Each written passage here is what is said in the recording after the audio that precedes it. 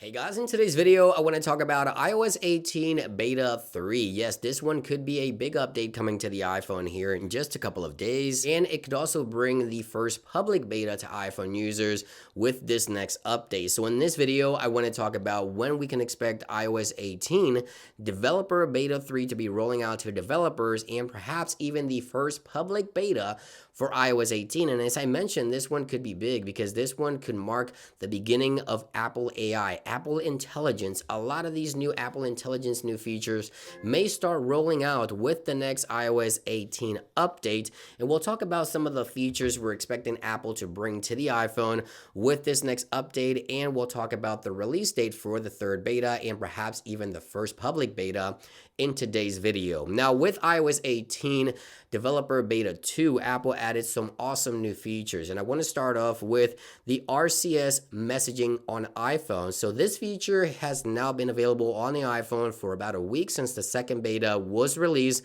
However, keep in mind that this is a feature that your carrier also has to enable on their end. So if you want to check if your carrier enabled it for you, you want to go into Settings, go into General, go into the About section, and then scroll down until you find a carrier option. Tap it once, and then you'll see that if you get the Voice Plus RCS, then it means your carrier has enabled the RCS. If you see SMS, that means your carrier has yet to enable this feature on your device if you're running the second beta. So there it is. RCS support is officially here. It's just a matter of time while carriers across the US continue to roll out this feature. Now on my iPhones, Verizon has yet to enable this feature, but T-Mobile devices that I have here in the studio do have the RCS support enabled. Now another great new feature that Apple added to the iPhone with the second beta is iPhone mirroring to macOS 15 Beta 2. This is an awesome new feature that allows you to control your iPhone using your Mac. You get your notifications, you can interact with your device,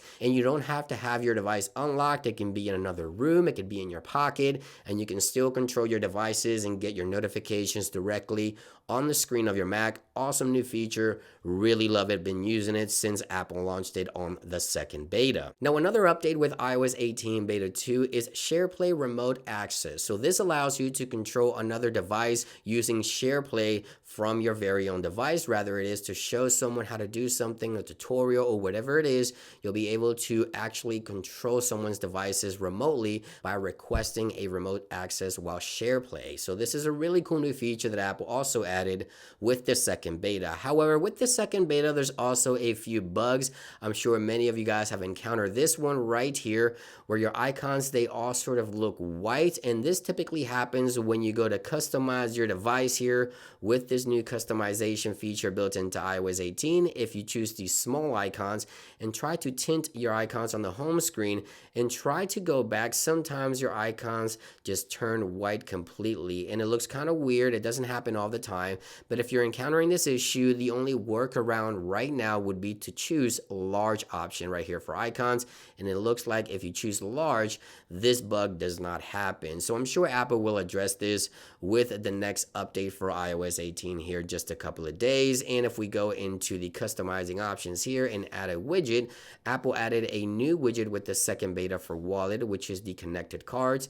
Right there it is. Now this feature or this particular widget, although it is here, it is not enabled just yet, and I'm sure with the next beta we'll see that one starting to roll out for iOS users. Now the question is, what are going to be some of the updates or some of the new features coming to iOS 18 Developer Beta 3? Well, Apple has yet to enable certain features that they mentioned on their keynote, and I want to talk about, of course, call recording. So you now have the ability to record a phone call on your iPhone and also get a transcript of that phone call in iOS 18, but Apple has yet to make this feature available. This has to do with Apple Intelligence and a lot of the Apple AI features coming to the iPhone, perhaps with the third beta. So this one could be big. This one could bring the first public beta, the first glance at Apple AI or Apple Intelligence, bringing along a lot of these new features like call recording, Image Playground, which is a new application that allows you to create AI images on your device,